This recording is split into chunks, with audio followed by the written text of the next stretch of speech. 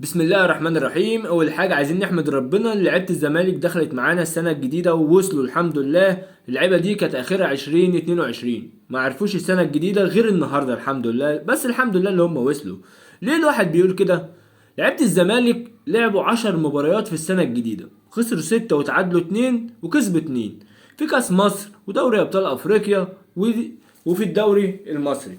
بس الحمد لله تيجي احسن ما تجيش خالص. احنا خسرنا من غزل المحله، خسرنا من اسوان وفاركو والاهلي، وتعادلنا مع الاتحاد والداخليه، وخسرنا من بيراميدز في كاس مصر وشباب بلوزداد في دوري ابطال افريقيا، وكسبنا الحمد لله ماتشين سموحه، وكسبنا فيوتشر.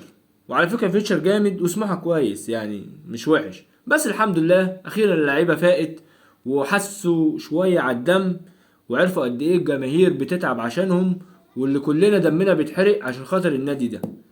دي حاجة. تاني حاجة الواحد لازم يتكلم فيها، فيريرا خد الدوري السنة اللي فاتت بالناشئين والشباب اللي صعدهم، سيف جعفر ويوسف أسامة ونيمار وحسام عبد المجيد.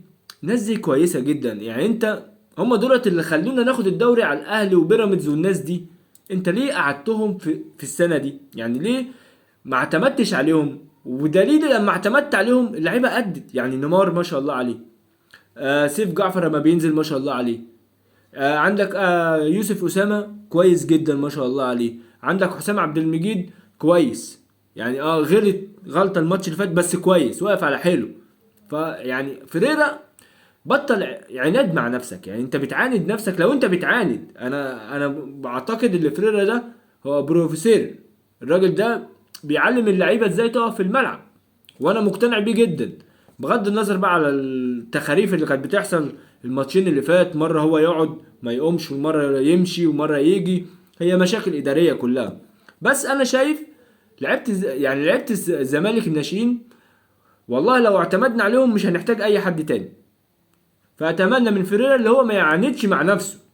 دي حاجه. تالت حاجه دفاع الزمالك، انا من وجهة نظري دفاع الزمالك مش في اقوى حالاته او مش كويس جدا بعد الونش. بصراحة الونش مأثر جامد جدا في الدفاع. حسام عبد المجيد كويس وبتاع، بس ليه كده غلطات. محمد عبد الغني مش مركز خالص. مسلوسي انا ما بقتنعش بيه اللي هو اصلا يعني باك يمين مش دفاع، مع احترامي ليه يعني. بس هو الراجل بيطوره وبيأدي كويس في الحته اللي ورا.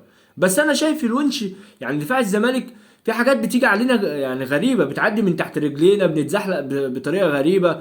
يعني لولا الصبحي مركز ولولا عواد مركز احنا لا هنشيل كتير.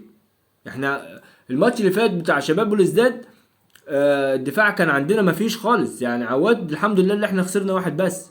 النهارده محمد صبحي ما شاء الله يعني يعتمد عليه، الراجل قاعد بقاله كتير ومريح، الراجل نازل وواقف على حيله وبيشيل اجوان. فانا شايف كناش فرطنا بقى في محمود علاء، يعني حتى لو انت مش عارف تجيب محمود شعبان عشان المشاكل الاداريه او مشاكل الاتحاد والكلام ده، بس انا ان شاء الله الونش يرجع والدفاع يبقى اقوى بكتير من كده، ونحاول نلم بقى، يعني ايه اللي ضاع ضاع خلاص. اخر حاجه او قبل الاخير عايز اتكلم فيها التحكيم. بصراحه الحمد لله اللي ضربة الجزاء ما جاتش النهارده. واللي يقول لك يعني ايه يا عم ما علينا وعليهم، انا ما بحبش كده. و90% من الجمهور اللي بيشجع كرة ما بيحبش يكسب كده. يعني انا من وجهة نظري ابراهيم نور الدين انا مش عارف هو جاي النهارده يعمل ايه. يعني الحمد لله اللي ضربة الجزاء دي ما جاتش، مع ان سموحة مظلوم في ضربة جزاء في الدقيقة التانية كانت ممكن تغير الماتش خالص يعني. ما اتحسبتش، ورغم اللي هو عاند والناس قالوا له تعالى بص عليها وما حسبهاش. الكرة التانية انا مش شايفها، يعني لمسة يد فين انا مش فاهم. ما تسيبها يا عم، خد فرصة يا عم، ده انت رحت مصفر على طول وجريت والناس اللي جابوا لك وقالوا لك ما فيهاش حاجة رحت برضو حاسبها. الحمد لله اللي هي ما جاتش. بس بعد ضربة الجزاء دي بصراحة الزمالك فاق جدا. 3 اجوان في اقل من 10 دقايق. فالتحكيم لازم يا جماعه، غلطات التحكيم تبقى مفيش بقى. يعني انت عندك فار وعندك سماعات وعندك تطور غريب، ازاي احنا بنغلط الغلطات دي؟